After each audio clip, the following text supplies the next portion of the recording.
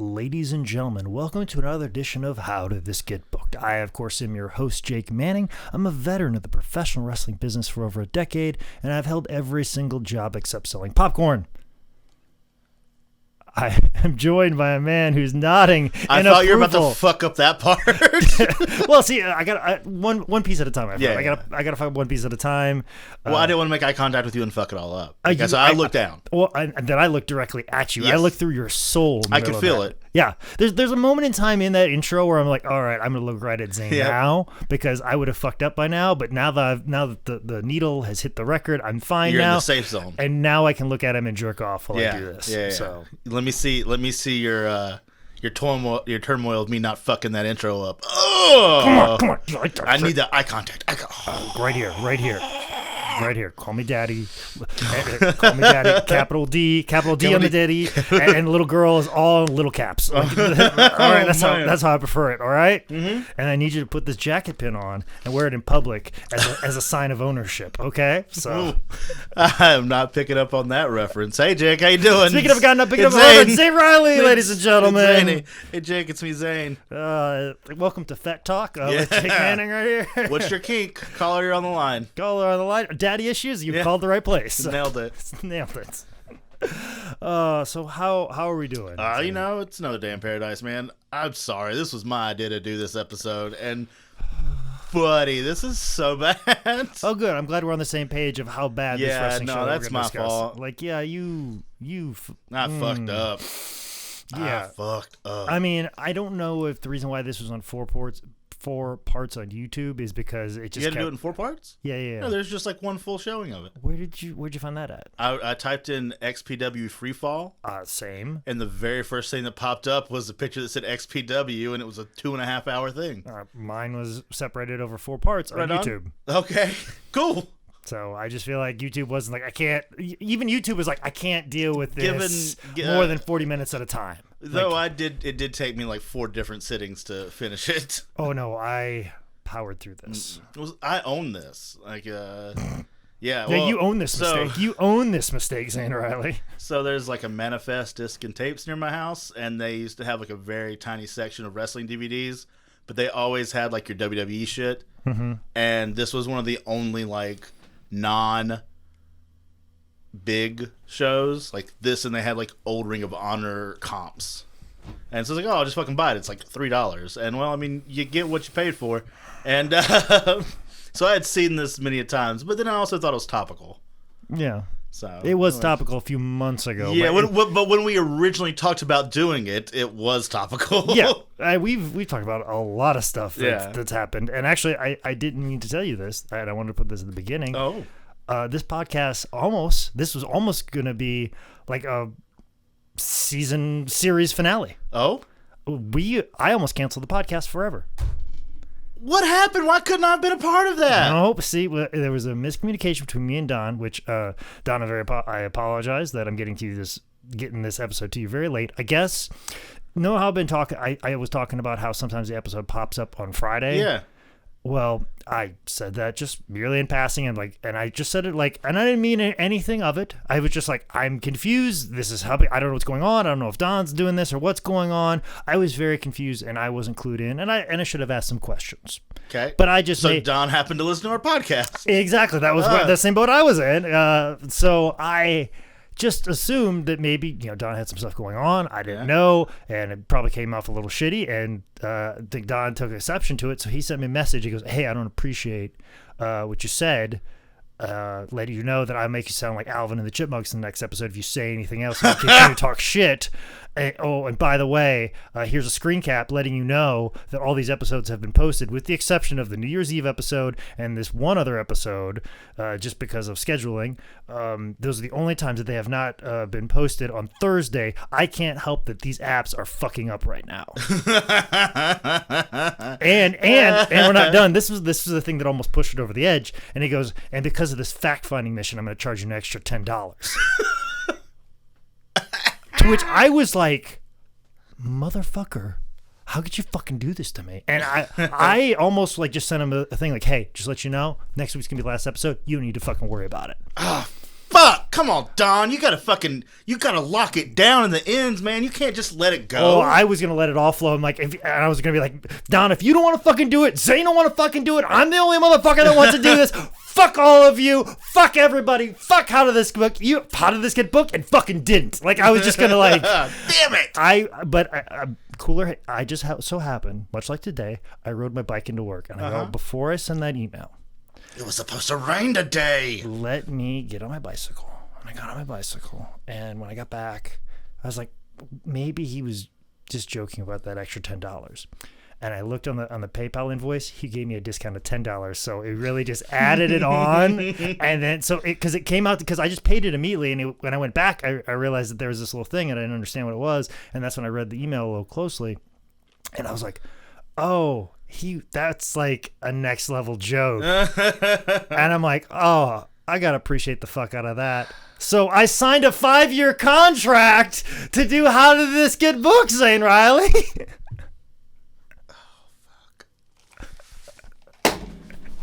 You're doing a physical bit. You're doing a physical bit on a podcast. No one. You were walking out of the room. You were walking. Keys are out. He's walking out the door. Do I? Let me do the steps. Bye, Zane. You were really close to this being over with. You were so close to this podcast being over, but you're stuck here. You're stuck here with me, and I feel like the only reason you're here is just out of support. Yeah, you passively aggressive put those headphones back on. So and the thing is, this all happened a week or two before you had to watch this show. Let that sink in. Do we have any people that have left reviews? Oh, we do. Jake? There's some people that are very happy that How Did This Get Booked still exists. And a lot of you haven't got up with me about free t-shirts yet. So don't threaten to make my voice sound like Alvin and the Chipmunks because you haven't sent me your t-shirts yet. Apparently, I'm very salty on this podcast, and that's something that people want to do to me on a regular basis. Hey. But anyways, on Apple Podcasts, I think I've said before, I think Platitude was sitting at the top of the poll, and then I believe Stellar Steve came in after that, and Stellar Steve basically put on the review, giving to the well. So I appreciate you paying attention and not just leaving a review, like just because you know me. I appreciate that, which I'm not against. You don't have to listen to this podcast. No. Zane Riley, if he could just leave a review and not do this podcast, he would do that. I would. So just a review it's very, very, very helpful. And Steve Messa, also very helpful. He wrote another review, and I appreciate that, Messa. And then, of course, coming in was... So you're saying he's written a whole Messa reviews? Messa review. And it's weird. Whole Messa reviews. And I still haven't figured... It's Messa, right? Yeah, okay. I was going to say... Because Mesa would be another way that you could look at that name. And when it gets called out during the High Spots Live auctions, Michael's always like, Steve Mesa! Like, no, it's Messa. And every single week I correct him on it. So, and he's just still... Steve goes, Steve Mesa! Thanks, Vince. I appreciate that. Then all of a sudden, SK3K came in with a review. I appreciate that. And then Red Sox with 2 X's. Fuck the Red Sox. 71, he came in. He's actually left reviews before. I think he left a review on Stitcher before. So him coming in here on Apple Podcasts, or returning again on Apple Podcasts. And he actually got a good review. Oh. That I would like to read for you right now. It's very short. And just to let you guys, you don't need to leave long reviews. Like I said, Stellar Steve just put giving to the well. That's it. And it doesn't have to be 5 stars. It's very simple, very easy. We need all the reviews we can get to let people know that we're doing this, at least for the next 5 years. Oh. So, fuck, Dad. So Red Sox 71, he put, this new guest, less format, is the beginning of a revival in the wrestling podcast world. Hashtag fuck Vader. Are you going to leave again? I'm leaving again. Are you going to leave again? Put this down. Get the clompy noises ready. Bye, Zane! Oh, he's back. He's back in. Do a segue to get into the episode of this goddamn thing. Oh, we're not done with Apple Podcast reviews? Oh, fuck. Did he put one on over there, too? No, there is Harley's Mr. J is actually sitting on top of the poll right now for Apple Podcasts. So, Harley's Mr. J. Is that Aaron Agony? Maybe. That would track. would track. So did he write something fucking stupid? no, he just wrote a nice review saying how good we are and how amazing this podcast is, and he's so happy that it's going to continue on for the next 5 years. So we got a contract. I signed your name down, just like you guys signed my name to whatever like legal paperwork you've got out in the world. Even though I'm dead in your cinematic universe because I got murdered by a tent. Well, as soon as wrestling gets back, we'll run that exorcism, The seance. the seance idea that we had. We get that going. Just like at the end of Beetlejuice. Yeah, So I come back to life. and then but you'll have a tiny head, Yeah, okay. just like in Beetlejuice. All right, Like the end of Beetlejuice. I'm cool with that. This generation's Michael Keaton. I could roll with that. Okay. What do you mean? I don't know. What do you mean? Wait. Did Michael Keaton get outed like Chris D'Elia did last No, night? it didn't that happen. I woke up to that this morning, and the thing is, he plays basically that exact character on the show. You Listen, I'm not surprised. I think the best tweet I saw of the whole thing was like, man, it's kind of surprise. God, I can't remember what it is, but it's more of a situation of like, man, it's always a person you most likely suspect. I believe that was the long of the short of it. It was a great fucking tweet. I'm like, yeah, I've nailed it.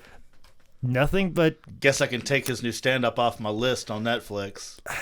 There were so many women. They're like, I like Chris D'Elia. I'm like, this guy, this fucking guy. I still never forget the one time that I saw him at the Zone before I started doing stand up. The Zone, as the cool kids call it. Mm-hmm. He was on stage, and as soon as he walked out, his eyes went like the change right there. Like he obviously had done some fucking, I think, some drugs. And in my opinion, I feel like he did some drugs, and then the light changed from the darkness of the backstage to the bright lights. Like you could tell it was like, like he was fucked up. And I was halfway between the stage and the back of the room, and all of a sudden he just like, so the middle. Yeah, I was right in the middle, halfway between the front and the back. Well, this is important. Got its own word. This is very important because he's way on stage, and all of a sudden he just fucking loses it and fucking starts screaming like towards the direction of me, not at me, but like the direction of. Towards. And he was talking towards the back of the room and telling the guys to shut the fuck up, and they're ruining the fucking show and all that stuff. Now keep in mind, I am closer to those guys than he is, and I'm not talking, and I'm listening to him, and I have no problem hearing him. In fact, I'd never heard those guys talk at all. But apparently from the stage, like he sensed it, or something was going on, or that was in his eye line. I don't know. I want to give him the benefit of the doubt. Like as a comedian, his heightened sense on stage was picking something up, but I, as an audience member, didn't know. And he just like, and anytime you deal with a heckler, it's something you have to do, but it does derail the fucking show. And I was just like, whoa, kind of really fucking, and it got very dark very fast for no fucking reason. Like it could have been resolved. Like I still think John Henton has the best one, the best fucking heckle shutdown resolve that I've ever fucking seen ever, of comedians I've seen. Basically, if somebody's talking or being loud or doing whatever, he's just sort of like, hey man, just chill, man. I got this. Don't worry. I wrote some shit down in case you didn't show up. You don't need to help me out. I'm good. Like, it's a good joke. It laughs, makes people feel good, lets them know, hey, you can't fucking talk, and just lets them get back. And it always works every fucking time. I've used it a couple of times myself. It's fucking brilliant. So fuck Chris D'Elia. Yeah, pretty much. That's pretty much like when. All I have to say is if I've got my own level of scumbaggery that's going on right now, but I would like to think that I don't have the amount that he, like anytime like something like this happens, like when it happened to Chris Hardwick and other people, I always take a look at it, and then I take a look at myself and be like, how have I acted? But then when you start seeing like 30, 50, 60 people like, this is what he did to me, and this is what he did to me. I'm like, oh no, I'm all right. I'm okay. I'm all right. I'm good. I'm good. I'm not this guy. This guy deserves all of age. Yes, they're all of age. They were all consenting. They were all consent. Matter of fact, I had a date this weekend. I was feeling a vibe, and I was like, maybe there might be a kiss at the end of this. And she was definitely like waiting for me to do it. And I didn't do it. I didn't kiss her. But then she like kissed me. I'm like, oh, good. And then like later, I was like, thanks for that. And then she's like, why didn't you kiss me? I'm like, well, it's 2020. Pretty much. I'm gonna let you decide that. Also, too, I want you to display your dominance. Yeah. So I'd rather just kind of be the sub in this relationship. I want to be the little girl with lowercase letters. Okay, like let me be the little girl. You can be daddy with a capital D. You're big D. I'm little G. So this has been another edition of Fet Talk. Welcome. So, and we got a little Revolt Talk in. Got some more Revolt Talk. We got all of our podcasts in a small podcast. And speaking of all of our podcasts, DJ Shadow Penguin, thank you so much for being sitting on top of the poll, for being on Stitcher. Thank you so much. The word of mouth that you have done, DJ Shadow Penguin, is what makes this podcast go, at least for the next 5 years. God damn. Speaking of things that last for 5 years, God damn it. the event that we were discussing today that we talked before, and has taken us 15 minutes to finally get to. Does that mean we can blare through it? Oh, I'm for it. I'm for it. If we can get this, if we can tie this up into a nice little hour, get some good jokes, some nice entertainment. I think I got a couple topics in here that we can expound upon, make it entertaining. There is no reason for us to discuss this for an hour and 45 minutes. Right on. This is not 10 Bell Pod. Ooh, Just to let you know, this is God. not. We do not need. How many years contract you signed for that one? I sold my soul for that. I sold my soul for something else, and my punishment is 10 Bell Pod. So sold my soul to Tinder and Bumble, which is a precursor to something that's happening our episode next week about selling souls. Yep. We'll do more selling souls jokes next week. So, or if you're right here with us in about an hour or so. We're doing back-to-backs again, guys. We're doing back-to-back. So everybody that just got listed off for the reviews, you will be listed off at the top again. So spoiler alert. The world is normal enough. Careful. It's normal. We're still in the during times. We're definitely in the during times. But also too, I wanted to do the two because once the 4th of July sale from the live auctions happens, that is a week and a half's worth of insane work that is just going to wreck me, and I would like to know that we're continuing on how did this get booked with far after your death, far after my death, because I got a 5-year contract, and as you sold your soul already, and as we've said before, even my death does not get me out of my legal obligations, most notably a copyright lawsuit. So shit. Anyways, speaking of possible death, XPW Freefall. I mean, there's 100% of death involved here. We'll get there. Yeah. We'll fall into that one eventually. The XPW Freefall took place February 23rd, the year of our Lord 2002, at the Grand Olympic Auditorium in Los Angeles, California. It was listed. I got this information off of cagematch.net, which isn't always the most accurate, as you know, and as I've discussed before on your other podcast that you don't do anymore, that you did not sign a 5-year contract for. Cagematch.net, still the one dark match that I have is listed as another person. Oh, great. That's not that they don't have Jake Manning wrestling Alex Riley in Raleigh on that particular day. Who do they have? I think it's like Jeff Lewis or something close like enough. that. Yeah, I mean, yeah, it's pretty much about that. You look like him. Yeah, more or less. Yeah. So, I think they listed the capacity or the attendance at 1,500. Sure, why not? About 25 of them gave a fuck to even be there. So, well, they gave a fuck to be there all the way at the end. Yeah, that's the only place because they're about to see a homicide. I think exactly, and I was trying to explain this. Like after I saw this, I had training with like Lucky the next day, and I was explaining only like, hey, these people stuck around, like, because you hear on commentary at one point in time, like, hey, we're in the wee hours of the morning. We're at 1 a.m. right now, and they were at the semi-main event. Mm-hmm. So you can imagine they started late, they ran long, and they now have 2 more matches, and it's 1 a.m., but everybody was still there from the beginning to the end because they are invested in seeing something they don't know how is going to turn out. Like, New Jack must have been, like, forever late.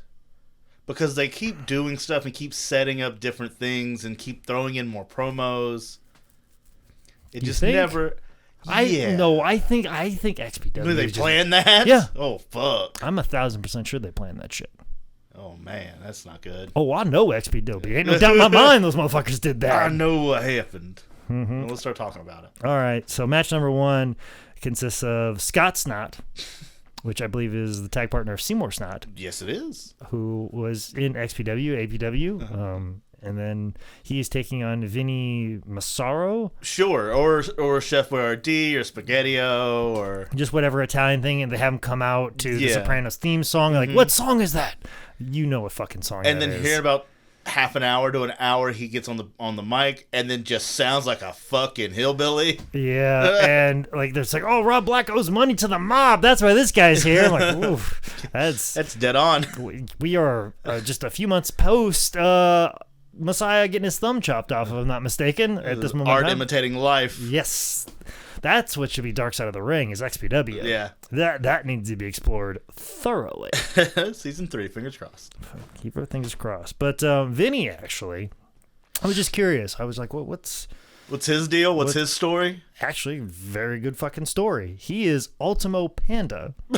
Really? Yeah, and takes regular tours of Mexico and wrestles for the Torimon promotion. Huh. He also has had tours of All Japan, even as recent as 2018. So he's been around. He's done some things as a panda. As Ultimo Panda. Ultimo Panda. So old Spaghetti-O. Yeah. Kept that O. Ultimo Pando. Yes, exactly. So he's out there. He's doing his thing, and I particularly enjoyed it, and especially a good little finish. Yep. You know, pump handle into the sit-out tombstone. Man. Not wrong with that. Why aren't you using that move? I am now. You should. You're built for that. Somebody else has a real fucking sweet finisher here in a little bit too. I think it's Chaos. Man. Oh yeah, Chaos has several great finishes. Dude, I'm gonna fucking gush on that. Like, we'll get there. We'll get that. We definitely need to gush over that one. But yeah, why aren't you fucking doing an Asbury Park or a fucking pump handle into an Asbury Park? I am now. You fucking should be. I will be. I'm back in the ring. You know, we got shows coming up. One of them's against Rock and Roll, so I won't hit it there. Mm-hmm. But I'll try to hit it somewhere else. I actually got booked for my first show in the After Times as well. Today, so. Where at? Black Label Pro. Oh shit! Yeah, big coming out of the gate swinging. Big old Daddy Manning hanging out with the cool kids now. Just who you jobbing to? I don't know. I'm bringing a 10 either way. So regardless of that, I'm very excited that Mikey's. I was very excited that he was just running shows to begin with, and he reached out, and I was like, man, down here I am. You cool as a motherfucker. I appreciate. So attaboy. Thank you. So I just need to get some really cool bookings in Oregon. I'll be doing all right. There you go. So, but got one this weekend. You'll be all right. Yeah, I got one a little different. We'll get into that. I mean, we've already skipped Dom talk. Don't worry about it. Yeah. Oh, we're already through Fet Talk. Yeah, maybe next week we'll have some time for some more talk like that, which would be really weird because who knows how that's going to turn out. Yeah, right? You'll be talking in the future tense and past tense in the same talk. Yeah, but that's how does get book trademark. That's right. Just hypotheticals. Fuck the tenses. Yep. I'm all about loosening up. That's right. Let's just tense in that collar, though. That's what we need to worry about. Do we pull that choke chain? Mm-hmm. Welcome to part 2 of Fet Talk. Fet Talk. Let's welcome our way to match number 2, which starts off with a promo with Preston Ascot III and Kevin Kleinrock. Holy shit. Facebook friend of Kevin Kleinrock. So many promos. And this is one of them, yeah. Of all the promos, this is the most recent. Mm-hmm. The one we're talking about right now. Yeah. With Kevin Kleinrock, who I guess was doing sound, I'm guessing, because they kept reference him doing sound. I had to run back and forth. I've been there. I got to play the music out so I can go wrestle so I can run back here and keep the music off. Haven't we all? Yep. Haven't we all been there? Yep. So, yeah, and also Kevin Kleinrock was very involved in like the Mass Republic stuff and a lot of other like, SoCal indie stuff. But here he is, XPW. Maybe even putting over Ascot Preston or whatever. Preston Ascot III. Yeah. And then, of course, bringing out Evan Courageous, who comes out to Chris Hamrick's music. Whatever. And he takes on Psychosis, which This match was dope as fuck in 93. I labeled this in my notes. I labeled this a Russell Cade feature match because this is Yeah, something that Tracy Myers would book. Totally would. He'd be like, oh, Evan Courageous versus Psychosis.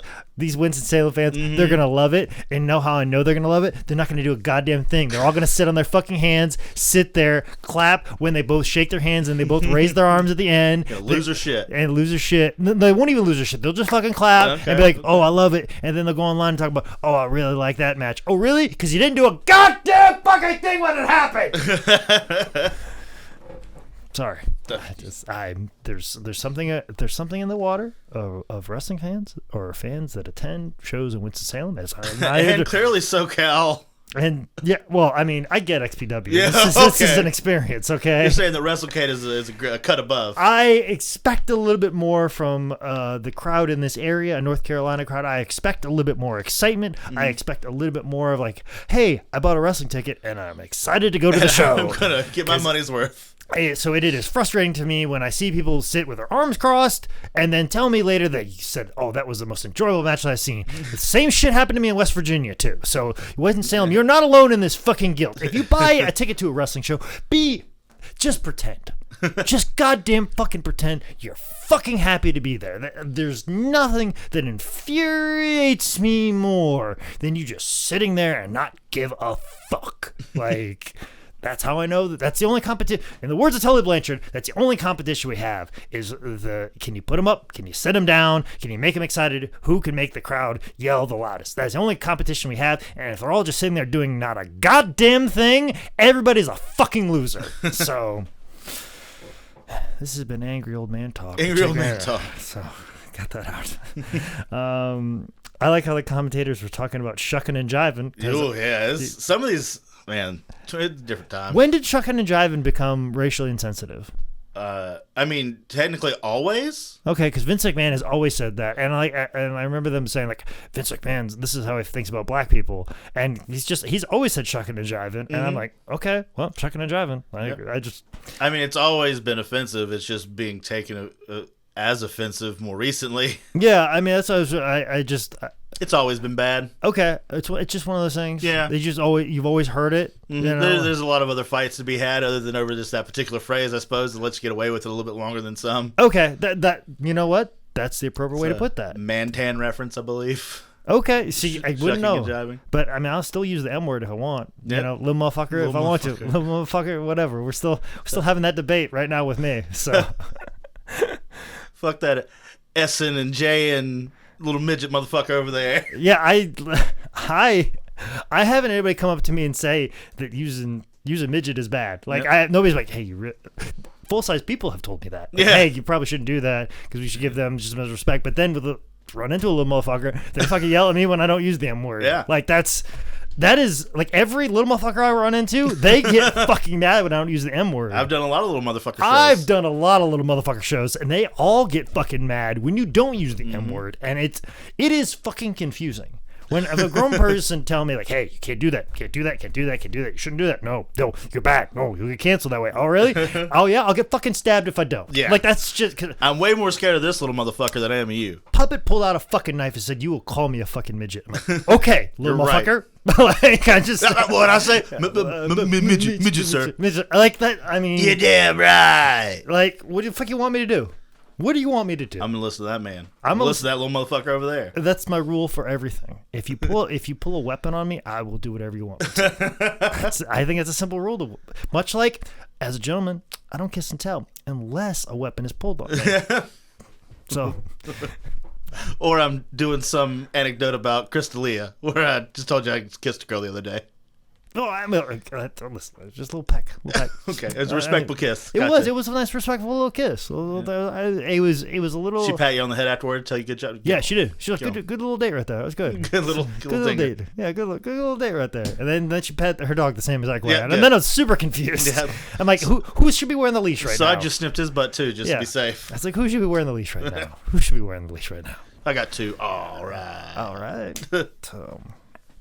Evan Courageous, Psychosis. Psychosis doing like a fucking curb stomp to the outside on the concrete. Holy fuck. No wonder why this guy's a drug addict and lives underneath a bridge right now. Listen, I can say that because Conan said it. Yeah, and again, we follow that. We can follow cues of others. Of more people that I feel would maybe pull something on me. Yeah. Psychosis, I'm going to go ahead and say it right now. One of the best fucking leg drops of all time. Yeah. Off the top rope leg drop. I mean, Chris Hammer's got a decent one. Yeah. He ain't no Psychosis. He ain't no fucking Psychosis. And, man, it just makes me think about Bobby Eaton versus Psychosis. Leg drop off? Bobby Eaton in his prime versus Psychosis, considering Psychosis was like the bump man for Rey Mysterio and was a great fucking post, and Bobby Eaton's this great high flyer. Like, you think about fucking dream matches. That's yours? That's mine. It's a good one. So when people ask me like, "Hey, what's your dream match?" and they expect me to say who's my dream opponent, I'd really like to wrestle Christopher Daniels. I've said that like a million fucking times, or Brad Armstrong. No, now I'm just gonna look at him and go, match I want to fucking see is Psychosis versus Beautiful Bobby Eaton. And then they're just gonna stop. Oh, cool, man, and they're gonna stop talking to you. Like, no, they're gonna realize that that's the fucking match that we deserve. Yeah. If we would have had that match, we wouldn't be in the issue we're into right now. Sign 5-year contracts to this shit show? No, I mean in the middle of a pandemic. Oh, you mean like just the world? The world. Okay. Like that would keep the world from burning. Okay. If people knew that Psychosis versus Bobby Eaton in his prime, I'm not saying that saying do it right now. I'm not saying it hasn't happened on a WCW worldwide taping. Yeah. But I'm just saying like probably like a 1989 Bobby Eaton, 1990 Bobby Eaton taking on 1995 Psychosis. Horn mask and all. Yeah, with the white and orange tights. Okay. Kind of the colors that I'm rocking today. Yep. So apropos, I guess. Yep. So yeah. You're wearing a shirt of a comic book that's over your shoulder. Which freaks you out every time. Yep. Not the first time I talked about it. I had to find it. So, yeah. And then Evan Courageous DDT's ascot, and he no sells and gets back up. Mm-hmm. And this match is probably the best thing on the whole fucking show. Not far from. Oh, you're right. Stand corrected. I stand corrected. It is not the best thing on the entire show. I feel there's something better. We might disagree still, but okay. All right. But this is definitely top two. A bright spot. Oh, the huge bright spot. The future is bright on this show. You're like, okay, this opening match was what it was. This match, it makes you think, oh, we could be turning some shit around. You gotta get that weak guy out of the way. There's gonna be. They get that bad fuck out of the way. This is gonna be a good show. Now we fuck. Yeah, you gotta get that bad fuck out of the way. Trust me. So they gotta get that one, and then like get that good one, and then get the momentum build up, and then all of a sudden, Sexcation's somebody's here. gotta get thrown off. Sexcation's here, and you gotta like deliver all weekend long. Pack your blue chew, pack your rubbers, good to go. Or we're back to Fet Talk, guys. We're back to Fet Talk. So. Sorry we keep talking about wrestling in our new Dom. Sorry we keep bringing up XPW, but I mean XPW funded by a porn company. That was good. That's what was gonna happen. Sex is on my mind psychologically. That's what Rob Black does to you. He just comes with the sex. He just brings it. Or he just comes with Lizzie Borden. Either or. In or on. Or with. It doesn't matter. Who cares? Or lights on, off, whatever. We'll get there. Match number 3, D. See, once again, subliminal messages throughout the show. Throwing the D at you. Throwing the D at you, taking on Pogo the Clown, which... We're right back to not fucking good. Which, if you look up on cagematch.net... Okay, I'm going to let you... cagematch.net... Did they give him credit for one of your matches also? You're going to love this. You're going to love this. Cagematch.net. I appreciate what you've done, and you have a wide database of stuff, but you have holes. Holes that are very large. Holes that... What's this website again? I consider people say, like, Nick Alexander, 10 Bale Pod, that other podcast that I've sold my soul. Yeah. The punishment for selling my soul. It's like, oh, Jake's a wrestling historian. He knows a lot of trivia, and a lot of people would agree with that, but I think there's a lot of stuff that I don't know. But there are things that I see on cagematch.net that I go, whoa, that is way off base and incorrect. And if I was running a website like this, I would be embarrassed that this information exists there. And one of those pieces is, if you go to cagematch.net, it will tell you that Pogo the Clown is also North Carolina manager Joey Nuggs. Oh, fuck. Which, Joey's always been super nice, very supportive of my wrestling career and my comedy career. Don't think he's Pogo the Clown. No, definitely not Pogo the Clown. Definitely not. A North Carolina indie manager is not Pogo the Clown. Is not SoCal cult wrestler. Yes, who was doing XPW reunion shows at the same time that Joey Nuggs was probably the most prominent in the North Carolina indie scene. So I understand you're a German website, but cagematch.net. Get your shit together. Get your shit together. You are incorrect on both parts. So, Wait, it's a German site? Yeah. Huh. I wonder if that's the same guy that gets all the wrestlers' home addresses and mails them 8x10s to sign or pictures of them to sign. I don't know. I've had a couple of 8x10s come to my house back, especially when old Sojo was living here. Yeah. And actually, when Sojo was living here, Joey Giovanni got some like 8x10s that were asked to sign. Okay. Yeah. Excuse me. Are you dying? Yeah, I am. God, thank Christ. We're getting out of it, guys. Oh, it's okay. But legally binding I gotta contracts, keep coming. you got to keep coming. Damn it. You got to keep coming. But yeah, it was great. Josie came home and I go, 'cause she was getting bombarded. For whatever reason, like in the span of a month, she had like 3 people mail stuff like, "Hey, could you sign this for me? I'm a big fan." To our personal house. Yes. And then all of a sudden, like after 3 people in a month did that, like finally a 4th piece of mail came, and I'm like, "Oh, she's gonna love this." And I looked at the name on the address. It was my address. It wasn't like they like, it was like next door down. It was just like my address. It said Joy Giovanni. And to which, when Sojo came home, I was like, "Hey, babe, just let you know that Joy Giovanni gets fan mail here." She immediately snatched out of my hand, sashayed, not walked, sashayed, because as a true black woman would that watches RuPaul Drag Race nonstop, 24 hours a day, she sashayed all the way to the trash can, threw Joy Giovanni's fan mail in the trash, spun around, and with her hand up, and looked at me and said, "Now she gets trash here." It was a moment. It was a moment. A moment in time. So, yeah. But then, unfortunately, this match happens, which is nowhere near as good as your story. And the SoCal Jobbers Union comes out, and one of the guys in the SoCal Jobbers Union, Excalibur? I'm thinking one of them might have been Quicksilver. Okay, maybe you're right. But one for sure that I picked out that didn't have a mask on was one of my wrestling trainers, old Tornado Tony Kazina. Oh, Tony Kazina was in there, so that was a nice little. How you doing? Yeah, it was like Tony, who's living in I believe New Zealand right now, in the Fale Dojo. Quite entertaining on TikTok. And Tony is 2 generations older than me. Wait, you're on TikTok? He posts his TikToks on Instagram. Okay. And they're always pretty funny. He's found a niche that's quite hilarious.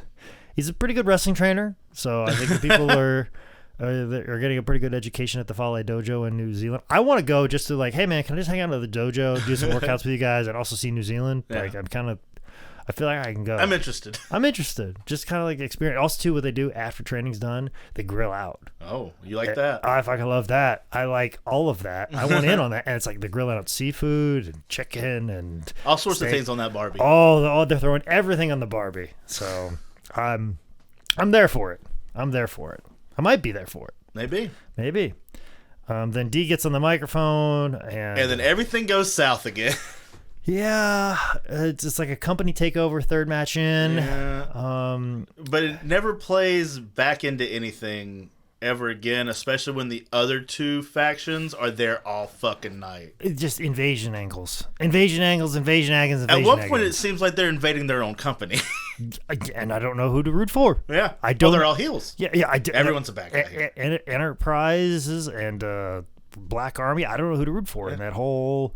There's no payoff. It's like nobody gives a fuck. Because the commission. I hope the commission comes shut this whole fucking thing down. I know, right? Root for the fans. I'm rooting for you guys to shut this down. And they go, hey, the rest of this card is canceled. Let's get New Jack and Vic Grimes out here and get you guys what you actually paid to see, so you can all go home at a decent fucking hour. Everybody's going home at 9:30. As opposed to going home at 3 a.m. Jesus. So... but I should say about Dynamite D is a very integral part of the SoCal indie scene. SCCW or something. Yeah, they were saying. I remember he passed away in 2007 because of cancer, and it was. I know it's people like that hit people pretty hard, so I do want to take a second to recognize somebody that was very important. So I don't. He has a really shitty frog splash. I mean. I was not trying to speak ill of the dead, aka hashtag fuck Vader. Yeah. Or IE. Hashtag. Either way. Both. Look, sometimes I just use fancy words and put them in places they don't belong. I'm like Omar Epps from the program. But I'm great with movie references. I nail those every single time. Every single time. Speaking of things that happen every single time, Good luck. Sandman on a microphone. calling somebody a whore. That's something that happens a lot. In a blue suede shirt. That shirt is the most 2002 thing that I've ever seen. It's only missing a dragon. Oh, yeah. Some sort of dragon on it. Well, Rob's got the one that's got a dragon on it. This is the one that didn't have a dragon on it. And, like, Rob's like, hey, you can have this one, hack. And it's like, cool. You know? I did think that he showed up with the one and the dragon, and then they paid him more to switch shirts. Yeah, that would make a little bit more sense. That dragon would look way sicker on me. Mm-hmm. Or it's L.A. He went to go visit Rob a day early. Rob was out shirt shopping, and they had 2 shirts left, and he was going to get matching shirts. Like him and Hack, they're going to have matching shirts, but one of them had a dragon on, the other one did. And obviously, Rob Van Dam, being the wonderful human being he is, he goes, nah, I'm getting the one with the dragon. I'm going to give Hack the one that doesn't have a dragon. He's going to be fine with it. He won't care. He won't care. Thanks. Yeah, and he didn't. That's the thing. No. So it worked out great. It all worked in Rob Van Dam's favor. Yeah, like all things. All things. Just... you name it. Relationships. Both of them. Both of them. At the same time. And let's circle back away from Fet Life. Welcome to Fet Talk. Fet Talk. Fet Life is the website that you're on. Yeah, exactly. It is. Oh, fuck. No, I'm not kidding. I went through there. It seemed very intrusive. It's weird. It's very weird. Bumble's weird, too. Yeah? Yeah. It was before my time. Or after my time. I'm before its time. Are you in the during times or the before times? It was the before time. Okay. It wasn't around when I was swiping on bitches. Makes a difference now. You're retroactive. Yeah, it's gonna come back in. You're in Half-Life with a vengeance. You're in Half-Life. Right? God, I can't be halfway there. I've got to be way less. Your dick is Chernobyl right now. It's just for show. It doesn't even fucking dance anymore. Give it time for me. Blue Chew. Here we are. There it is. And deliver. And you're gonna need plenty of Blue Chew because in match number 4, Chaos comes out with GQ Money and Veronica Kane as he takes on Angel. Happy Pride Month, everybody. Is that what we? Pride Month. We'll do that. Which, by the way, kudos to Chaos. I can already tell how this got put together because Angel's been very much a side thing, gimmicky thing, and they haven't let him do a lot of things on the stuff that I've seen of XPW. Yeah. So I can imagine Chaos is like, hey man, I know you can work. Let's go out there and do some shit. Favorite part of this whole card was those two. Yeah, I agree. It was fucking great. Like, Chaos is like, hey, man, instead of, like, doing all this gimmicky character stuff, let's just go out there and wrestle and show everybody you can wrestle. Yeah. And Chaos helped carry Angel, who probably has some, like, holes and some stuff, and was like, hey, man, I'm going to... And he did it all wearing that goddamn belt. Yes, he did. That cumbersome, heavy fucking belt. Mm-hmm. And what a stud. What a fucking stallion Chaos is. Tremendous finish on Angel, too. Yep. Unbelievable. Great. And then, of course, him and Chris Hamrick wrestle. Yeah, just as, a thing. Probably 10 minutes way too long. Give me Angel. Give me just an hour of Angel and fucking Chaos going at it. I think Angel and Chaos, they were like, it ended up being like 4 or 5 minutes, and then Hamrick and Chaos was like 14, 17 minutes. Yeah. And then Nasawa was like 5 minutes. Yeah. So, which, like, so this Chaos is is insane this whole time. He's great. Best part of the show. And he hits Hamrick with a cool finish too, but so he wears this belt the whole time, and then at the end, Nosawa just rips it off of him. Yeah, with no payoff to that. I wish that would have led into a finish rather than go 2 or 3 more minutes after the fact. That they talk about how he wears this belt the whole time, he wears the belt the whole time, and then not having the belt is not the finish. It just felt real weird. Yeah, especially if he can go all the way the distance. With it. But he does go. He wins nonetheless. Yeah, and then Nasawa, who was fighting for that title, said "fuck this title." Yeah, and just spit on it. It was kind of wild. Well, but yeah, the big silver line of this whole turd pile is definitely the Chaos and Angel. And Chaos had like a top rope gourd buster onto Hamrick. That's pretty cool. But then they did a regular fucking suplex, and like it looked fucking weird and not right. No one can fucking throw. Nobody in this match threw a suplex on the right side. Yeah, it seemed really fucking weird. Yeah. Like. That was the easiest thing in this whole fucking thing. I was just like, I don't know if I can know how that all works out, but it's whatever, bro. Yeah, it was cool. It's cool. It was cool. You could basically shut off the show right now if you want. Not this podcast. Because there's about 45 more minutes of promos to come. Oh, we got so many. Yeah, like and into like back-to-back promos. Not even like promo match promo. We're Oh yeah. back-to-back Well, I promos actually coming. wrote down match number 5, but there's another half an hour before match number 5 happens next, because we have Rob Black and Black Army coming out, and I guess like the fucking Hefes or whatever the fuck they're called. They kept saying, so the point of their promo was that so and so's not here, so we're not this group. Yeah. And so and so's not here, so we're not this group. Yeah. But it's all the Hispanic guys. It's Hoovy and Damien and Halloween. Yeah. Psychosis is back. Angel Mascara. Yeah. And then they talk forever, and it's very hard to understand. And then Hoovy just turns on all the Mexican guys. Turns on all the guys. And I think they go to intermission. Oh, really? I think that's where they went to intermission here, because they just started playing Metallica. Yeah. And I think that leads you right into because intermission. they all leave. They'll leave, but then they'll come back. And Metallica is what all of the Mexican guys got in ECW back in the day. Everybody just got one Metallica song to rule them all. Well, any indie show in 2002, you got to play the Load or the Reload album. Of course. Much like if you go to Southwest Virginia somewhere in the mid-2000s, you got to play Poison's Greatest Hits, and people come over to your merch table. And that's all. Yeah, that's it. Just oh, we got Poison, brother. Yeah, just put goddamn Poison the Greatest Hits on. Like Cole Cabana still laughs at me like that. You fucking I adhere to that. Like when they open the doors of a wrestling show and you don't have fucking Unskinny Bop playing, how do you expect to sell any fucking t-shirts? Yeah. What kind of company is this? What kind of cut rate independent show is this? All I know is if I'm at Black Label Pro August 22nd and they don't have Poison's Greatest Hits, I'm going to be upset. Don't worry. Jake's going to bring it with him. I'll have it with me. I'm going to have it with me. Can you play this during intermission? Not intermission. The beginning of the show. When you open the doors, I need people coming in. Going straight to me. Skinny, pop, pop, pop. Blows me up. And all of a sudden people are like, hey, man, I got to spend some money. I got to spend some money. I got to go look at t-shirts over here. That picture right here. It works every time. Because you can't sit down to that song. No. Got to dance. Got to shake your butt some. Mm-hmm. Speaking of shake your butt some, we have this match with Hoovy and Mascara de la Merst, I believe. Yeah, sure, why not? Sure, why not? I don't fucking know.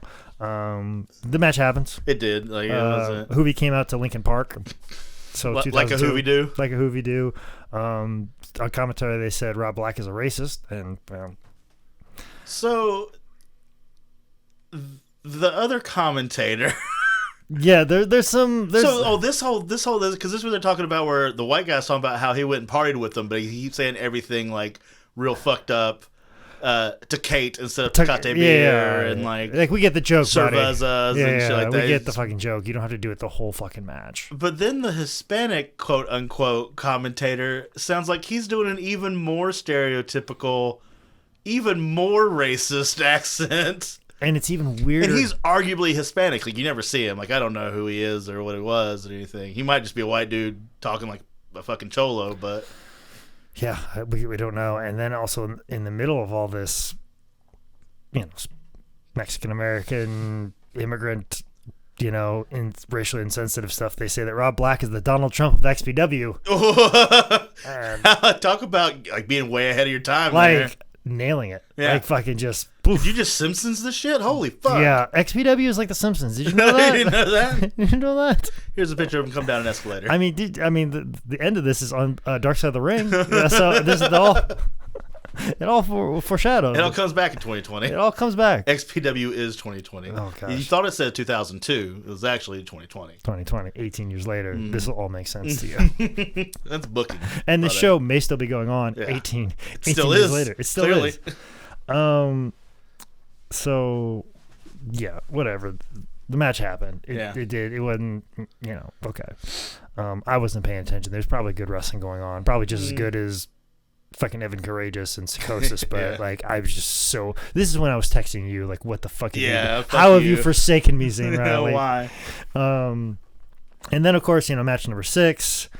This is where we get the Lumberjack Buck Naked match. Veronica Kane versus Lizzie Borden. And you couldn't just do this. Yeah. No, we've got to do a whole fucking angle. We got to have a lights out part, and then the match has to stop.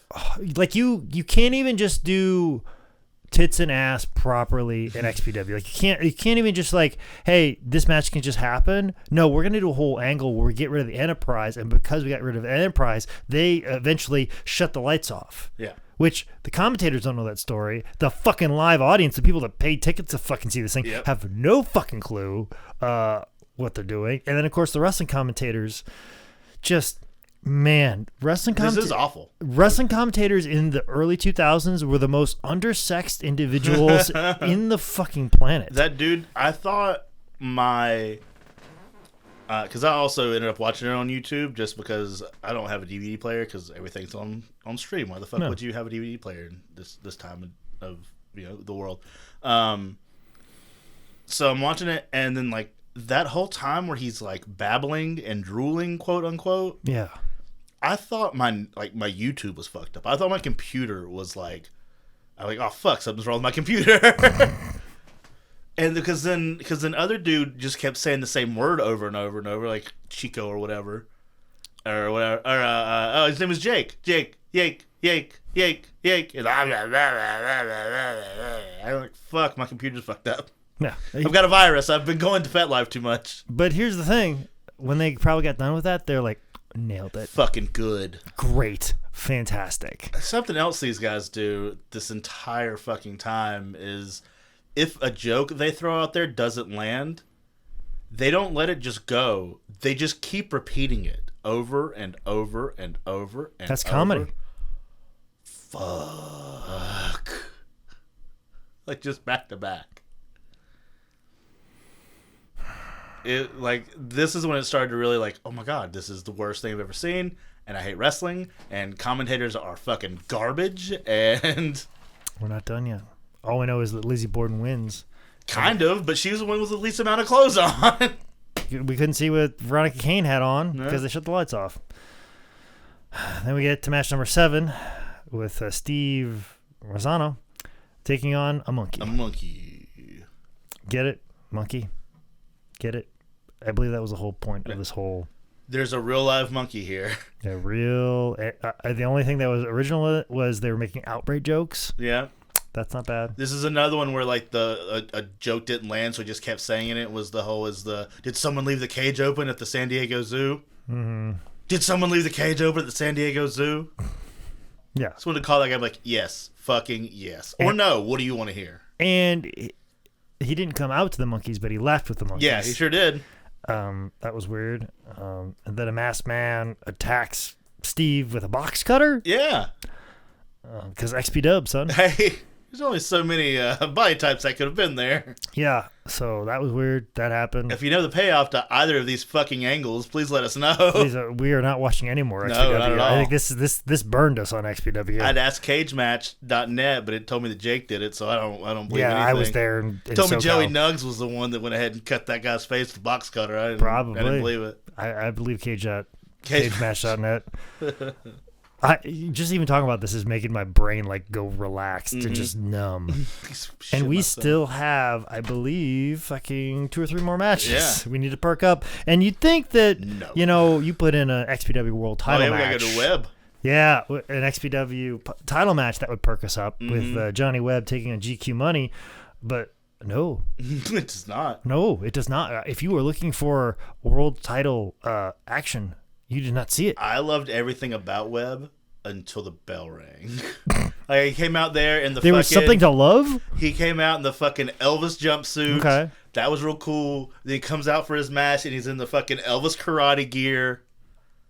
But then he cuts the fucking promo. That shits the bed. Then he has this match. Wah, wah.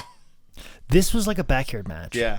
This was a fucking backyard Though match. GQ drilled the ever-living fuck out of him with that springboard dropkick to start the match off like from behind. Murdered that man. And the whole time I was thinking, I wouldn't have taken that at all. Oh, that spinning top rope leg drop. Yeah. If you would have hit that, it would have killed. Like, you would have saw Webb's head explode like a fucking watermelon. Because he had no regard of where his butt was going to land on the individual below. Which is great about this entire show is that absolutely everyone that's going to miss a rope spot, even had that person not moved, would have missed him by 20 fucking feet. Everybody's like way the fuck off.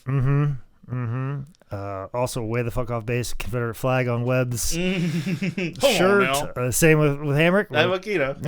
The Donald Trump line definitely ages well. That does not. So then Webb pulls him up to choke him out.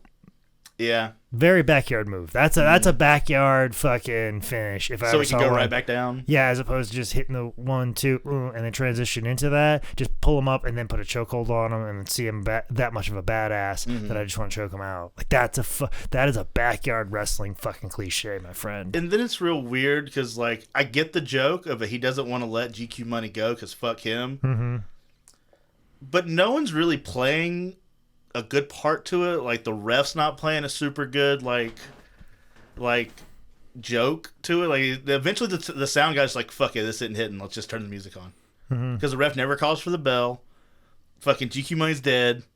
Whoever keeps saying no, the fucking commentate doesn't even know what the fuck's happening. Yeah, and we got to choke him out because we got to shave his head Yeah. for some apparent reason. For no build, no anything. Nothing whatsoever, because it's a part of the story we're building with the Enterprise and Rob Black. Who has disgusting hair. Oh, the worst. I couldn't tell if he had fucking dreads or if he was going bald or was it a wig? Ugh. Don't know. That is fucking weird.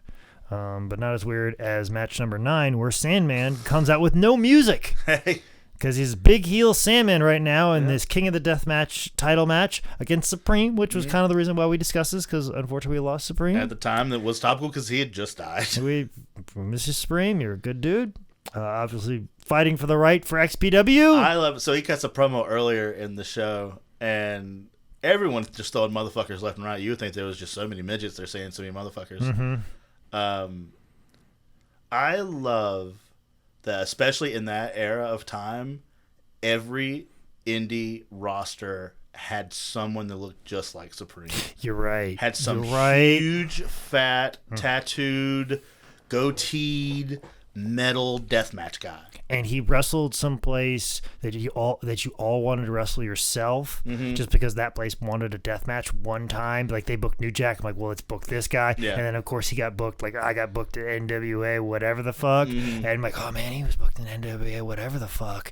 And like he's a big deal. He knows he's been around. And he's a 10-year vet. He's been wrestling for like 10 years. Man, he's been around forever. Listen to him, and he holds court all the time. Tells everybody how to make their first blade and shit like that. I'm picturing a particular individual. I've got one too. I just bought some weights from him the other day. I'm not saying his name because he was a very nice individual, and he did show me how to make a blade. Which when I make it for people are like, "What the fuck is wrong with you?" I'm like, "Nope, this is the way to do it." Put it under your tongue. No, Don't be a puss. no, you can't put this underneath your tongue. Oh. Dude, it's a knife. It's too big to be in your Okay. fucking like. Actually, he even said that he stopped using blades and he started using paint scrapers. Okay. So, Oh God. but no, I use the whole razor blade. Is my thing. And since I have pockets, I just put it in my pocket, and then when I need to get it, I get it. I got it, and boom, I go. And it always. And the 2 ways that he showed me how to use it works every single time. So right.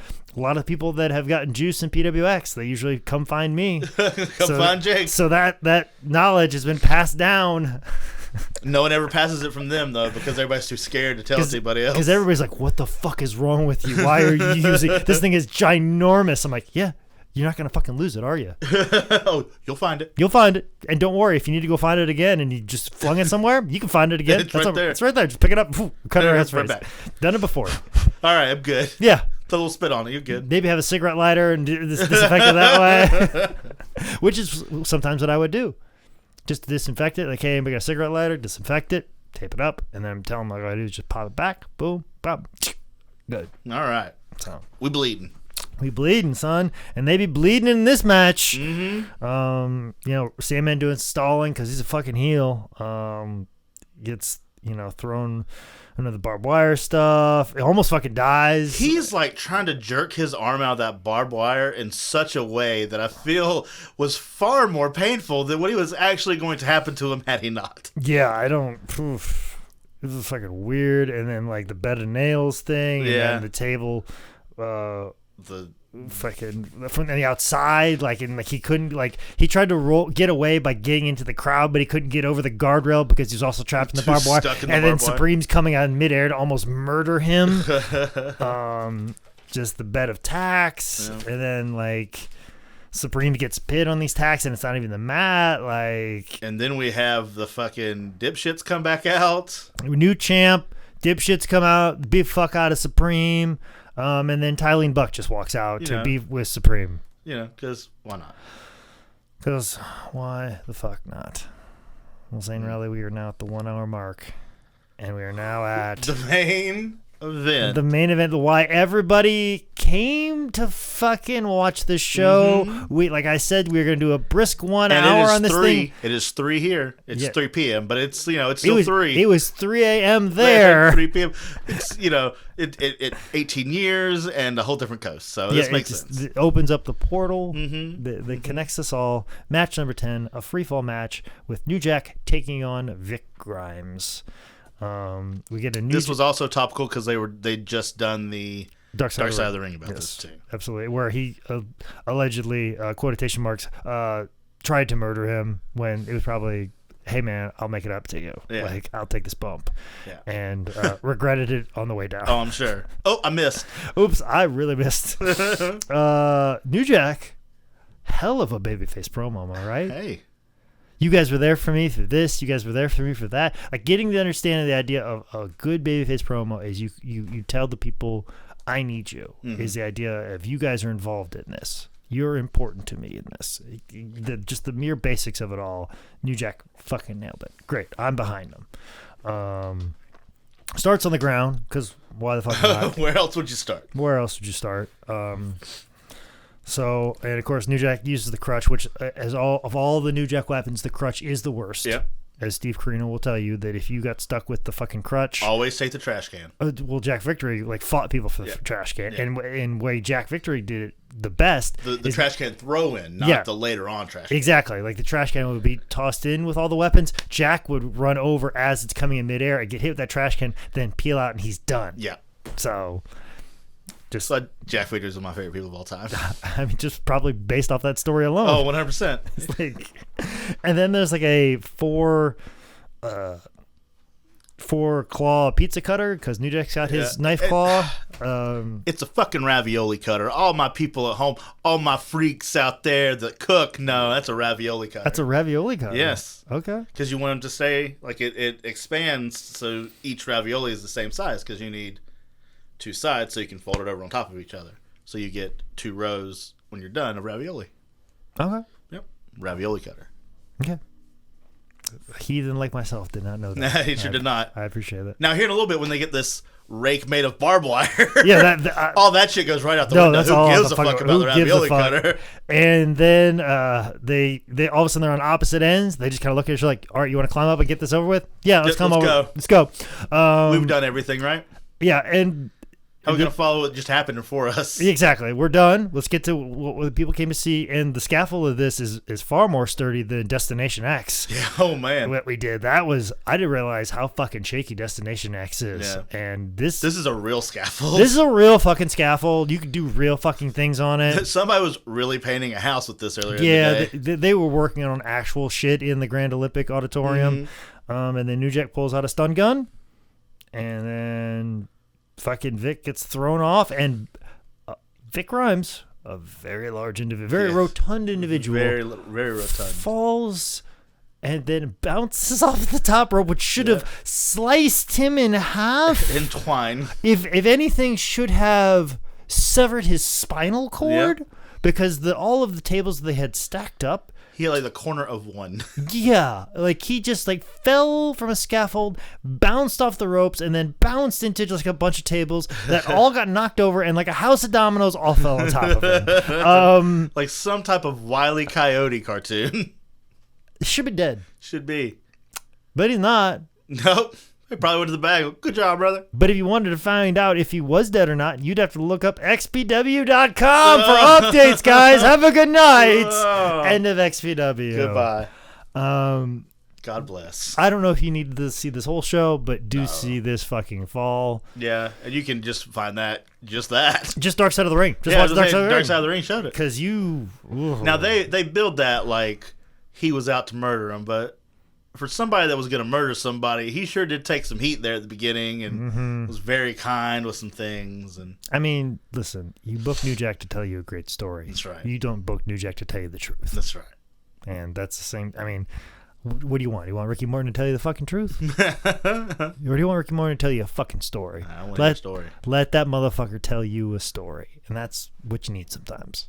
And this is something that was discussed in a story. And we've told the story for you here today on How Did This Get Booked.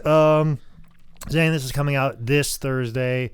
Anything you want to spit out on the world? Hey, fucking Black Lives Matter, fucking Happy Pride, fucking just, you're all making a difference now, clearly. I mean, shit's changing slowly but surely.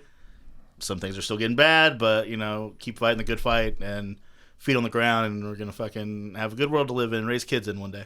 Yeah, and I was a little bit like, I not want to ram my political views down everybody's throat, but I've expressed my opinions a lot more in the ways that I like to express them, and do things to contribute. And I hope you guys do the same, and let you guys know that I'm there for each and every one of you. I find far more helpful to listen to some of my friends right now who are very angry, and they probably need somebody to listen to right now. So there's a lot of people that... We are not the people to be speaking up. We are the people that are to be backing up. Yeah, exactly. And like, I'm here for any type of discussion anybody wants to have. I've had them on Facebook Messenger, Twitter DMs, Instagrams, FaceTime, Skype. I've had all types of conversations with everybody, so I'm very much a good person to talk to. Mm-hmm. But if I ever have a bad day, I won't fucking speak to you. Just let you know. Yeah. That's how I'll listen to your bad day, but I'm a fucking motherfucker. That's right. So you ain't gonna get nothing from me. But what we have gotten is Harley's Mr. J. Thank you so much for the review at Apple Podcasts, and of course, thank you, DJ Shadow Penguin. DJ Shadow Penguin. I appreciate that. So be looking for me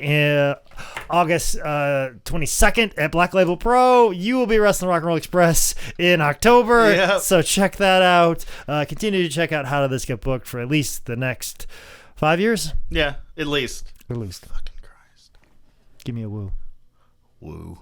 You gotta do the thing where you say this has been another episode. Okay. This has been God damn it! Just fuck up the formula. We've been doing this for 2 years. You wanna fuck the formula now? Listen, you're gonna get the opening right. You can't get the end right. The fucking contract says you have to fucking woo at the end. I've wooed every single episode. Not so many. Are you gonna charge me $10 for a fact finding mission? I am. Yeah. Okay. That, and I'm gonna make you sound like Alvin and the Chipmunks. Well.